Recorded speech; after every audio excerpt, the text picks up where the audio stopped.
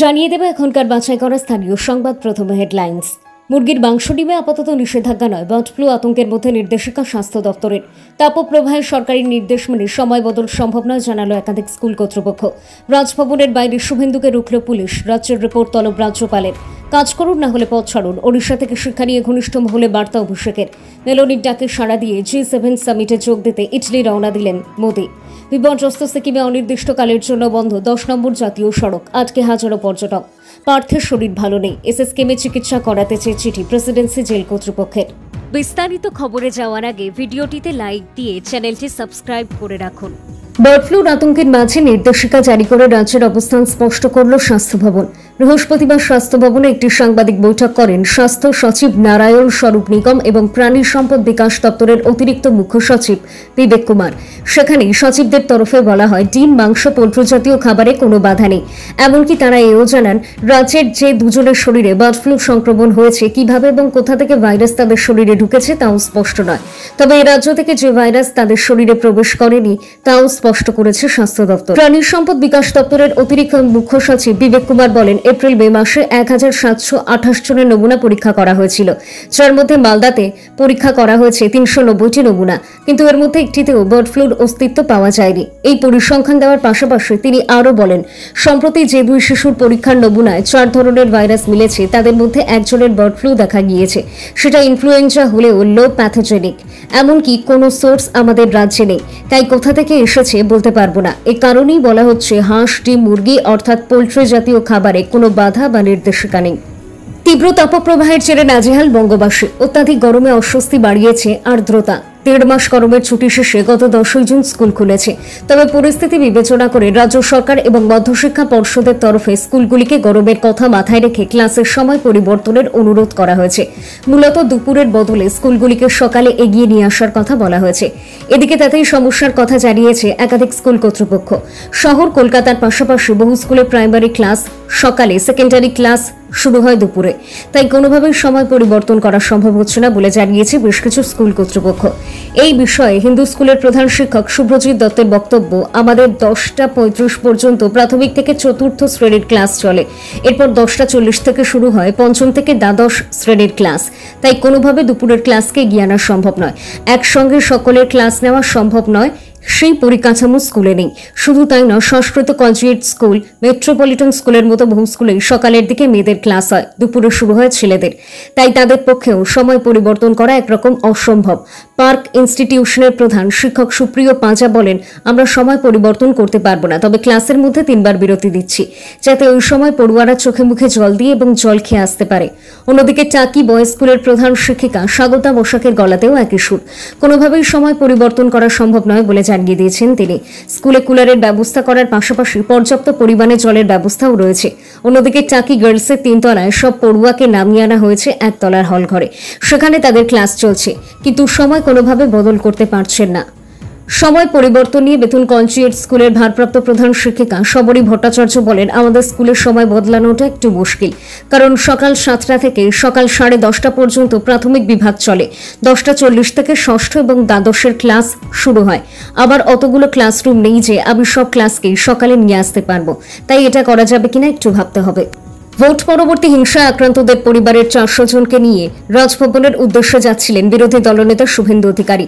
সেখানে পৌঁছানোর আগেই তাকে আটকে দিল পুলিশ। বৃহস্পতিবার রাজ্যপাল সিভি আনন্দ বোসের সঙ্গে দেখা করার জন্য রাজভবন যাচ্ছিলেন বিরোধী দলনেতা, কিন্তু রাজভবন লাগোয়া গ্রেট ইস্টার্ন মোড়ে বিকেল 5টা নাগাদ আটকে দেওয়া হয় তাকে। পরে প্রায় 1 ঘন্টা আটকে রাখার পর শুভেন্দুর পথ ছাড়ে পুলিশ। এরপরই রণমূর্তি ধারণ করেন শুভেন্দু। তিনি বলেন, আমি মমতার মতো ভাঙচুরের রাজনীতি করি না। রাজ্যপালের সঙ্গে যোগাযোগ করেছি, রাজ্যপাল জানিয়েছেন রাজভবনের বাইরের রাস্তা পুলিশের তত্ত্বাবধানে। তবে অন্যায় করেছে পুলিশ, 144-এর নামে এখানে আটকাতে পারে না। আমি মিছিল করে যাইনি। ডিজি এবং স্বরাষ্ট্র সচিবের রিপোর্ট তলব করেছেন রাজ্যপাল, সেটাই ওএসডি জানিয়েছেন। বিজেপি নেতা পুলিশ কমিশনারকে লক্ষ্য করে হুমকির সুরে বলেন, বিনীত গোয়েলের নেতৃত্বে আমাদের আটকানো হচ্ছে। কেন্দ্রীয় বাহিনী রয়েছে, তবু রাজ্য পুলিশ তাদের ব্যবহার করছে না। এই লড়াই আরও তীব্র হবে। পুলিশ আমাদের ঢুকতে না দিয়ে মমতার ফ্যাসিবাদী চরিত্র এবং প্রতিহিংসামূলক চরিত্র মানুষ দেখতে পেল। রাজ্যপালের অনুমোদন সত্ত্বেও আমাদের আটক করা হলো। রাজ্যপালকে মান্যতা দিচ্ছে না পুলিশ। আমরা সঠিক জায়গায় একে চ্যালেঞ্জ করব। বিনীত গোয়েলকে আমি হুঁশিয়ারি দিয়ে গেলাম। লোকসভা ভোটে বাংলায় নজরকাড়া ফল করেছে শাসক দল তৃণমূল কংগ্রেস। বিরোধী বিজেপি মাত্র 12টি আসন পেয়েছে, যা আগের থেকেও কম।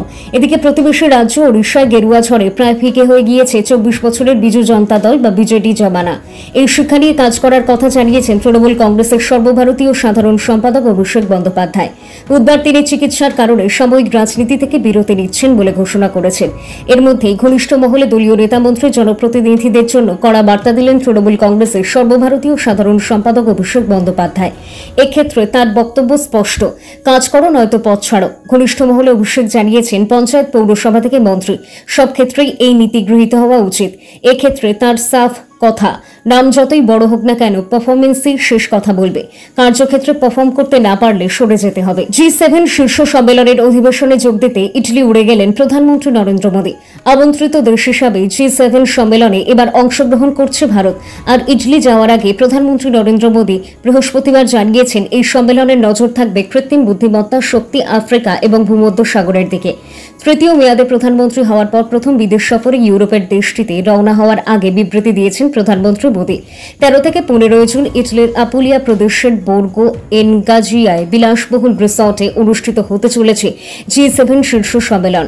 ইউক্রেনের যুদ্ধ এবং গাজার সংঘাত সম্মেলনে প্রাধান্য পাবে বলে মনে করা হচ্ছে। মোদী ইটালি সফরের আগে বলেন, ইটালির প্রধানমন্ত্রী জর্জিয়া মেলোনির আমন্ত্রণে আমি 14 জুন G7 আউটরিচ শীর্ষ সম্মেলনে অংশগ্রহণ নিতে ইটালির আপুলিয়ায় যাচ্ছি। প্রধানমন্ত্রী আরও জানান, তৃতীয় মেয়াদে G7 শীর্ষ সম্মেলনের জন্য তার প্রথম ইটালি সফরের জন্য তিনি আনন্দিত। মোদীর কথায়, আউটরিচ স্টেশনে আলোচনার সময় কৃত্রিম বুদ্ধিমত্তা, শক্তি, আফ্রিকা এবং ভূমধ্য সাগরের উপর বাড়তি নজর দেওয়া হবে। তিনি আরও বলেন, এটি ভারতের সভাপতিত্বে অনুষ্ঠিত G20 শীর্ষ সম্মেলনের ফলাফল এবং আসন্ন G7 শীর্ষ সম্মেলনের ফলাফলের মধ্যে বৃহত্তর সমন্বয় করার উল্লেখযোগ্য মুহূর্ত। গ্লোবাল সাউথের জন্য গুরুত্বপূর্ণ বিষয়গুলি নিয়ে আলোচনা করার আরও একটি সুযোগ রয়েছে বলে আশাবাদী। ইটালির প্রধানমন্ত্রী মেলোনির সঙ্গে দ্বিপাক্ষিক বৈঠকও করবেন মোদী। মোদীর কথায়, প্রধানমন্ত্রী মেলোনির গত বছরে ভারতের দুটি সফর আমাদের দ্বিপাক্ষিক এজেন্ডায় নতুন অগ্রগতির সহায়ক ছিল। প্রধানমন্ত্রী মোদীর কথায়, আমরা ভারত ইটালি কৌশলগত অংশীদারিত্বকে সুসংহত করতে এবং ইন্দো প্যাসিফিক ও ভূমধ্য সাগরীয় অঞ্চলে সহযোগিতা জোরদার করতে প্রতিশ্রুতিবদ্ধ রয়েছি। শীর্ষ সম্মেলনের ফাঁকে প্রধানমন্ত্রীর বেশ কয়েকটি দ্বিপাক্ষিক বৈঠক হওয়ার সম্ভাবনাও রয়েছে। অনবরত অতিবৃষ্টির জেরে বিপর্যস্ত সিকিম অনির্দিষ্টকালের জন্য বন্ধ করে দেওয়া হলো। 10 নম্বর জাতীয় সড়ক বৃহস্পতিবার রাতে নির্দেশিকা জারি করা হয়েছে কালিম্পংয়ের জেলা শাসকের তরফে। মেল্লি সেতু, রবিঝোড়া, লিখুরিভিতে 10 নম্বর জাতীয় সড়ক ব্যাপক ক্ষতিগ্রস্ত হয়েছে। তা মেরামতের জন্যই আপাতত রাস্তা বন্ধ রাখা হচ্ছে জাতীয় সড়ক। সাধারণ মানুষের নিরাপত্তার কথা ভেবে ও রাস্তা মেরামতের কারণে এই সিদ্ধান্ত নিয়েছে প্রশাসন। ফলে বাস থেকে পণ্যবাহী ভারী গাড়ি এই মুহূর্তে চলাচল নিষিদ্ধ 10 নম্বর জাতীয় সড়কে। এর ফলে উত্তরবঙ্গ থেকে সিকিম যাওয়ার বিকল্প পথ হিসাবে ছোট গাড়ি মুনসং 17 মাইল আলগাড়া লাভা গুরুবাথান হয়ে শিলিগুড়ি যাতায়াত করতে পারবে। তুলনামূলক বড় এবং ভারী গাড়ি মালবাহীগুলি পেজং, আলগাড়া, লাভা, গুরুভাতান হয়ে শিলিগুড়ি পৌঁছতে পারবে। পাশাপাশি কালিম্পং থেকে দার্জিলিং যাওয়ার জন্য 27 মিল বা তিস্তা ভ্যালি হয়ে দার্জিলিং পৌঁছানো যাবে বলে দিনের বিজ্ঞপ্তিতে জানিয়েছে কালিম্পং প্রশাসন। অন্যদিকে উত্তর সিকিমের একাধিক জায়গায় ধসের কারণে আটকে পড়েছেন অন্তত 1700 জন পর্যটক। শুধুমাত্র লাচেন এলাকায় অন্তত 100টি গাড়িতে 800 জন পর্যটক রাস্তার ধারে ধসের কারণে আটকে রয়েছেন। তাদের নিরাপদে অন্যত্র সরানোর কাজ চলছে বর্ডার রোড অর্গানাইজেশন, পুলিশ ও দমকল। তবে নতুন করে পর্যটকদের উত্তর সিকিমে প্রবেশে নিষেধাজ্ঞা জারি করেছে সিকিম প্রশাসন। বাতিল করা হয়েছে হাজার হাজার পারমিট। জানা গিয়েছে 10 নম্বর জাতীয় সড়ক নিয়ে মাল্লি ও চিতোরে যাওয়ার রাস্তায় মালবাহী বাস যাতে নিষেধাজ্ঞা জারি করা হয়েছে। একই হয়ে মাল্লি হয়ে 29 নম্বর মাইল যাওয়ার রাস্তায় নিষেধাজ্ঞা জারি করা হয়েছে। পাশাপাশি রবিঝোড়া, তিস্তা বাজার, পেশক এবং দার্জিলিং যাওয়ার রাস্তাতেও যাতায়াতে জারি করা হয়েছে নিষেধাজ্ঞা। ভালো নেই রাজ্যের প্রাক্তন শিক্ষামন্ত্রী পার্থ চট্টোপাধ্যায়। নিয়োগ দুর্নীতির অভিযোগে 2022 সালের 23 জুলাই জেলবন্দি রয়েছেন প্রাক্তন মন্ত্রী। আদালতের নির্দেশে এখন প্রেসিডেন্সি জেলে রয়েছেন পার্থ। জেল সূত্রে খবর, শারীরিকভাবে অত্যন্ত অসুস্থ হয়ে পড়েছেন তিনি। তার পা দুটি অসম্ভবভাবে ফুলে গিয়েছে, শরীরের অন্যান্য সমস্যাও বেড়েছে। এসএসকেএম হাসপাতাল কর্তৃপক্ষকে চিঠি পাঠিয়েছেন প্রেসিডেন্সি জেল কর্তৃপক্ষ। সূত্রের খবর, পার্থ চট্টোপাধ্যায়কে হাসপাতালে ভর্তি করার প্রয়োজন রয়েছে কিনা সেজন্য মেডিকেল বোর্ড গঠন করে পরীক্ষার আর্জি জানানো হয়েছে জেল কর্তৃপক্ষের তরফে। প্রসঙ্গত, নিজের জামিনের সপক্ষে সওয়াল করতে গিয়ে অতীতে একাধিকবার শারীরিক অসুস্থতার প্রসঙ্গ তুলেছিলেন পার্থ। বিচারকের উদ্দেশ্যে পার্থ এও বলেন, আমি নিয়োগকর্তা নই, আমি সুপারিশকর্তাও নই, আমি কোনো ব্যাপারের সঙ্গে ছিলাম না, আমি নির্দোষ। তাকে বিনা বিচারে প্রায় 2 বছর জেলে আটকে রাখা হয়েছে বলে অভিযোগ করেছিলেন পার্থ। তবে প্রভাবশালী তত্ত্বে বারে বারে প্রাক্তন শিক্ষামন্ত্রীর জামিনের আবেদন খারিজ হয়ে গিয়েছে।